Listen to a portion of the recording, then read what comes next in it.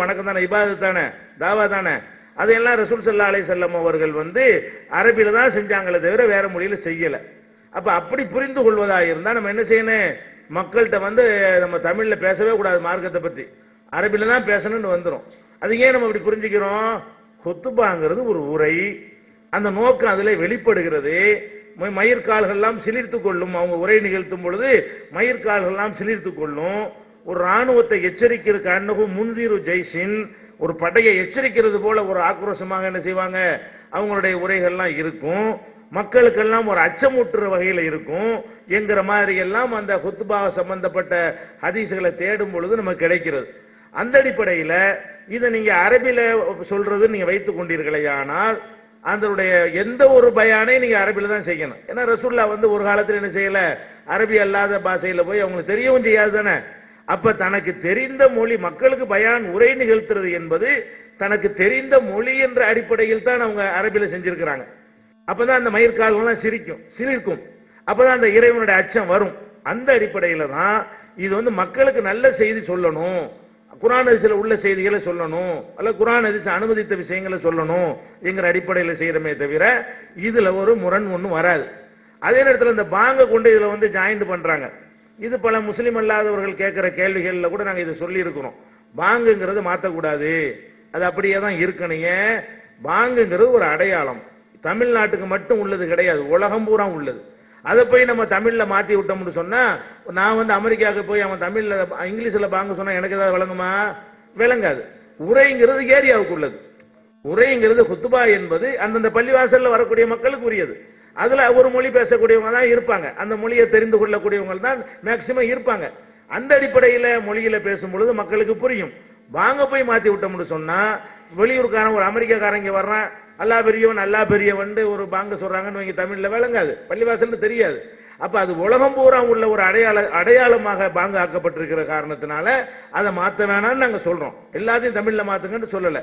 தொழுகையில் இருக்குது, தொழுகையில ஓத வேண்டிய சூறாக்கள்லாம் இருக்குது, அது நம்ம எப்படி இருக்குதோ அப்படி தான் அரபில ஓதணும் நாங்க சொல்லக்கூடாது, தப்பு. அது எப்படி இருக்குது அப்படி ஓதணும், அரபில கூட மாத்தி ஓதிடக்கூடாது. ரசூல் ஸல்லல்லாஹு அலைஹி வஸல்லம் என்ன மாதிரி ஓதுனாங்களோ அதுக்கு வேற ஒரு அரபி வார்த்தையை போட்டு ஓதலாமா? அது கூட தடை தான். ஆனா எந்த இடத்துல நமக்கு பர்மிஷன் கொடுத்தாங்களோ அங்க தொழுகைக்குள்ள கூட தமிழை பயன்படுத்தி கொள்ளலாம். அத்தஹியாத்துலாம் முடிஞ்ச பிறகு நீங்க விரும்பினதை கேளுங்க அப்படின்னு ஒரு ஹதீஸ் இருக்கிறது. சும்மல் யத்தஹய்யர் மினல் மஸ்அலத்தி மாயஷா, அவன் வேண்டியதை கேட்டுக்கொள்ளட்டும். இந்த அத்தஹியாத்துலாம் ஓதி முடிச்ச பிறகு தமிழ்ல தொழுகைக்கு உள்ளேயே தமிழ்லையும் துஆ செய்யலாம் நாங்க சொல்றோம். அது மாதிரி நாங்க சொல்லிக் கொண்டிருக்கிறோம். அதனால தொழுகைக்குள்ள கூட தமிழ்ல ஓதுறது தப்பு கிடையாது. ஆனால் எங்க ஓதனே, எங்க பர்மிஷன் இருக்கு அங்க ஓதணும். அல்ஹம்துலில்லாஹி ரப்பில் ஆலமீன் ரசூலுல்லாஹ் ஓதுனா அல்ஹம்துலில்லாஹி ரப்பில் ஆலமீன் தான். அது அரபியில கூட நம்ம மாத்தி ஓதிடக்கூடாது, தமிழ்ல கூட ஓதிடக்கூடாது, மொழிங்கிற அடிப்படையில் கிடையாது. அந்த ரசூலுல்லாஹ்வுடைய சொல்ல மாத்தக்கூடாது என்கிற ஒரு வகையில தான் அதையெல்லாம் மாற்றக்கூடாதுங்கிறோம். எந்த இடத்துல பர்மிஷன் இருக்கிறது நேரடியாக வழங்கப்படுகிறதோ அல்லது அதனுடைய காரண காரியங்களை வைத்து வழங்கப்படுகிறதோ அது பொதுவான அனுமதி ஆக்கிடணும். குத்பாங்கிறது மக்களுக்கு அச்சுறுத்துவதற்கு தானே, நல்ல விஷயங்களை சொல்வதற்கு தானே. அதனால அவங்க கண்ணீர்லாம் சொட்ட சொட்ட மக்கள்லாம் கேட்டுட்டு இருந்தாங்க. அது எப்படி நீங்க அரபில ஓதுனா வர தூங்கிட்டு இருக்காங்க எல்லாரும். அப்ப அந்த நோக்கம் விளங்குறது, அந்த மாதிரி விளங்குற இடத்துல நம்ம என்ன செய்யறோம், விளங்கக்கூடிய பாஷையில பேசணும். அஸ்ஸலாமு அலைக்கும் வரஹ்மத்துல்லாஹி வபரகாத்துஹு. என்னுடைய பெயர் சாம் ஷிஹாபுதீன். எனது சொந்த ஊர் காயல்பட்டணம். கேள்வி ஜமாலி ஆலிம் அவர்களுக்கு. நான் இந்த 4 நாள் வாதங்களிலும் ரசூலுல்லாஹ் சொன்ன அல்லாஹ் சொன்ன அப்படியே செய்வோம், ரசூலுல்லாஹ் சொன்ன அப்படியே செய்வோம் என்று பிஜி அவர்கள் சொன்னார்கள். அப்படி என்றால் ஸல்லல்லாஹு அலைஹி வஸல்லம் ஹஜ்ஜத்துக்கு ஒரு முஅத்தினையும் மற்ற தொழிலுக்கு முஅத்தினை நியமித்தார்கள். அதே போல இப்ப அவங்க பள்ளியில் செய்யப்படுகிறதா என்பது என்னுடைய கேள்வி. நபிகள் நாயகம் ஸல்லல்லாஹு அலைஹி வஸல்லம் எப்படி செஞ்சாங்களோ அப்படிதான் செய்வோம் அப்படின்னு அவங்க சொல்றாங்க. ஆனா நிறைய விஷயங்கள்ல அதுக்கு மாறா செஞ்சுக்கிட்டு அவங்க ஒரு முடிவு எடுத்துக்கிட்டு இப்படிதான் வழங்கணும் அப்படின்றாங்க. இந்த அளவுகோல் பிரகாரம் போனாக்கா ஒரு நிர்ணயமே இல்லாம போயிடும். ஆளுக்கு மார்க்கத்தை விளையாட்டு மைதானமா ஆக்கிடுவாங்க. இப்ப சமீபத்துல இப்ப சொன்ன பதில கூட அப்படிதான். ஸல்லல்லாஹு குத்பா பிரசங்கம் பண்ணாங்க, மக்கள் மத்தியில ஒரு தாக்கத்தை ஏற்படுத்தியது, அர்த்தம் தெரிஞ்சனாலதான் நாங்க. சரி, இது ஒரு அளவுகோலா வச்சா ஒரு ஆள் சொல்றாரு, நபிலாம் ஸல்லல்லாஹு அலைஹி வஸல்லம் குர்ஆனை ஓதுனா ரஹமத்துடைய வசனம் வரும் பொழுது அல்லாஹ் அதை கேட்பாங்க, தண்டனை சம்பந்தப்பட்ட வசனம் பொழுது அல்லாஹ் பாதுகாப்பு தேடுவாங்க. இப்ப நான் அரபியிலே ஓதிட்டு போனா ரஹமத்துடைய வசனம் எதுன்னு எனக்கு தெரியல, அதாபுடைய வசனம் எனக்கு எதுன்னு தெரியல, அதனால நான் தமிழ்ல மட்டும் படிக்கிறேன், அவ குர்ஆன் ஓதுற மாதிரி ஆகும் அப்படிங்கிறாரு. நம்ம சம்மதிப்போமா? மாட்டோம். இல்ல அவங்க அந்த அளவுகோலை வச்சு அப்படி அதுக்கு சொல்றாங்களே, அது தப்புங்கிறோமே. இப்படி ஒரு வாசலை திறந்து விட்டா ஆளாளுக்கு இப்ப இதுல யாரும் அதிகாரத்தை செலுத்த முடியாது. இல்லங்க இதுக்கு மட்டும் அப்படி வச்சுக்கிறலாம், ஹுத்பாக்கு மட்டும், குர்ஆனுக்கு அப்படி வாங்க அப்படி நம்ம சொன்னமாக்கா அவரு சொல்லுவாரு, இப்படி சொல்ற நீங்க யாருங்க, நீங்க ஹுத்பாவுக்கு இந்த விளக்கம் கொடுத்து அது தமிழ்ல செய்யலாம்னு சொல்ல உரிமை உங்களுக்கு இருந்தா குர்ஆனுக்கு இந்த விளக்கம் கொடுத்து இந்த கருத்தை சொல்ல உரிமை எனக்கு இருக்குது அப்படின்னு அவர் சொல்லுவார். அப்ப மார்க் ஒரு விளையாட்டா போகும். அதனாலதான் நம்ம என்ன சொல்றோம், நபிலாம் ஸல்லல்லாஹு அலைஹி வஸல்லம் என்ன செய்யணும் அந்த மாதிரி செய்யுங்க. இப்ப இவங்க கேட்டாங்க அந்த அவங்க பள்ளிகள்ல எல்லாம் அப்படி அந்த மாதிரி செய்யறாங்களான்னு, அப்படி இருக்கிற மாதிரி நமக்கு தெரியலங்க. இப்படி 2 பாங்க இருக்கிற மாதிரி நமக்கு தெரியவே கிடையாது. இன்னும் சொல்ல போனா அவங்க பள்ளியாசல எல்லாம் ஒவ்வொன்றும் சொல்றாங்க, எப்படி இருக்கணுமோ அப்படித்தான் செய்யணும் சலங்காலத்துல சொல்ற அளவுக்கு ஆகி கடைசியில கூட்டுதுவானா இல்ல அப்படிங்கிற அளவுக்கு அவங்க கூட்டுதா செய்யற இல்ல. ஆனா என்ன செய்யறாங்க, இந்த பள்ளியாசல தொழு வைக்கிறாங்களா, சுபூன்னு வச்சுக்கிறாங்களே, சுபு முடிஞ்சோன்னு ஒரு பயம் நடக்குது. இதுக்கு சலாம் என்ன சொன்னாங்க, சலாம் சொன்னாங்களா? சுபு தொழு முடிஞ்ச உடனே ஒரு பயானம் சொல்லுங்க, ஒரு ஆயத்து ஓதி விளக்கம் கொடுங்கன்னு சொன்னாங்களா? அதை மட்டும் கண்டினியூ செய்யறாங்க. நம்ம துவா ஓதுனா தொழு முடிச்ச உடனே சலாசம் துவா செஞ்சாங்களா, நிப்பாட்டுங்கிறாங்க. அப்ப எதுலையுமே ஒரு அளவோடு இல்லாம அவங்க சுய இச்சை பிரகாரம் ஒரு மார்க்கம் நினைக்கிறத பின்பற்றிக்கிட்டு இருக்கிறாங்களே தவிர குர்ஆனும் அது என்ன சொல்லுதோ அது பரம் செய்யறது இல்லைங்க.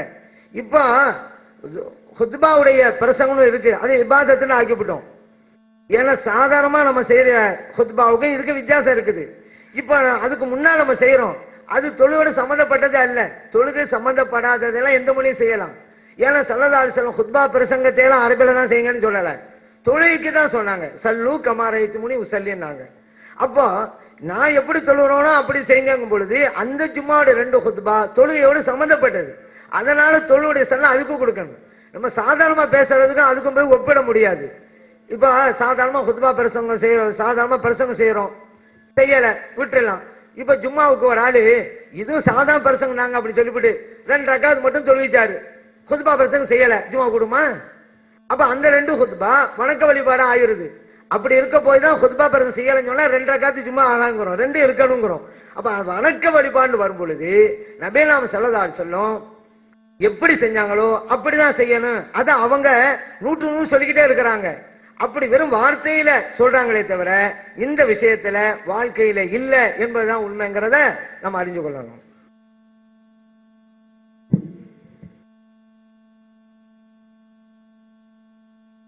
அஸ்ஸலாமு அலைக்கும்.